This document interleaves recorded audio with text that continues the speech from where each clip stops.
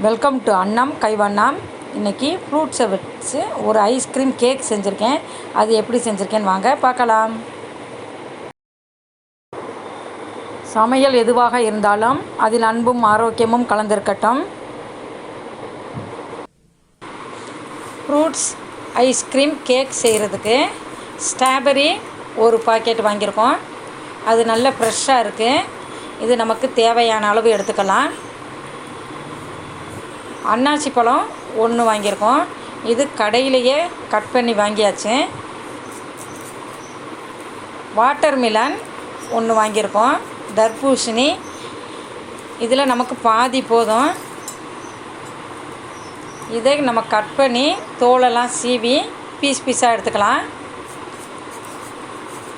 Ice cream செய்கிறதுக்கு ஃப்ரூட்ஸில் நமக்கு தேவையான எந்த பழமும் எடுத்துக்கலாம். எனக்கு கிடைச்ச இந்த பழங்களெல்லாம் சேர்த்துருக்கேன். நீங்கள் உங்களுக்கு எந்த பழம் பிடிக்குமோ அதை சேர்த்துக்கங்க. அன்னாசி பழத்தை நம்ம இந்த மாதிரி பீஸாக கட் பண்ணி எடுத்துக்கலாம்.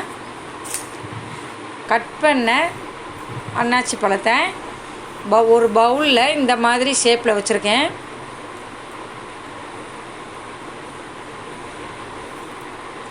பக்கத்துலேயே தர்பூசணியவும் கட் பண்ண பீஸை வச்சுருக்கேன்.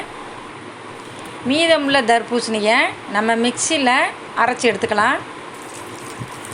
அரைச்ச தர்பூசணியை நம்ம பவுலில் ஊற்றிக்கிடலாம். இதை கொஞ்ச நேரம் நம்ம ஃப்ரிட்ஜில் வச்சுக்கலாம். இப்போ ஃப்ரிட்ஜில் வச்சு ஒரு 2 மணி நேரம் ஆச்சு. நல்லா கூலிங் ஆகிருச்சு. இப்போ பால் 300 எடுத்திருக்கேன். மில்க் பவுடர் 50 கிராம், சீனி 100 கிராம் எடுத்திருக்கேன். இப்போ பாலை காய்ச்சிட்டு அதிலே மில்க் பவுடர் சேர்த்து கட்டி இல்லாமல் நம்ம கிண்டி விட்டுக்கலாம். அதுலேயே நமக்கு தேவையான அளவு சீனியவும் போட்டுக்கலாம். சீனியை போட்டு நல்லா கலக்கி வச்சுக்கலாம். இப்போ கொஞ்ச நேரம் நம்ம ஆற வச்சுக்கலாம். மில்க் பவுடர் போட்டிருக்கனால அந்த பால் கொஞ்சம் நல்லா திக்காயிரும். இப்போ ஃப்ரிட்ஜில் வச்சுருந்த நம்ம தர்பூசணியை எடுத்துகிட்டு அது மேலேயே நம்ம காய்ச்சின மில்கை சேர்த்துக்கலாம். இப்போ இதை மறுபடியும் நம்ம ஃப்ரிட்ஜில் கொஞ்சம் நேரம் வச்சுக்கலாம். இப்போ ஃப்ரிட்ஜில் வச்சு எடுத்தாச்சு. அது மேலே நம்ம ஸ்ட்ராபெரியை பீஸாக கட் பண்ணி அழகுக்காக சுற்றியில் அடுக்கி வச்சுக்கலாம். இப்போ நம்மளுக்கு ஐஸ்கிரீம் கேக் ரெடி ஆயிருச்சு. இந்த ஐஸ்கிரீம் நம்ம ஃப்ரூட்லேயே செஞ்சுருக்கோம். இப்போ இதை நம்ம கட் பண்ணி எடுத்துக்கலாம்.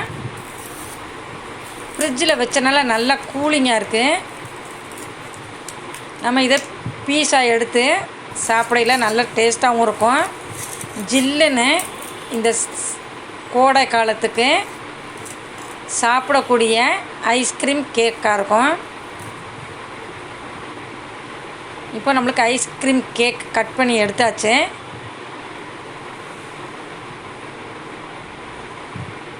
இதை நம்ம சின்ன சின்ன பவுலுக்கு மாற்றி வச்சுக்கலாம்.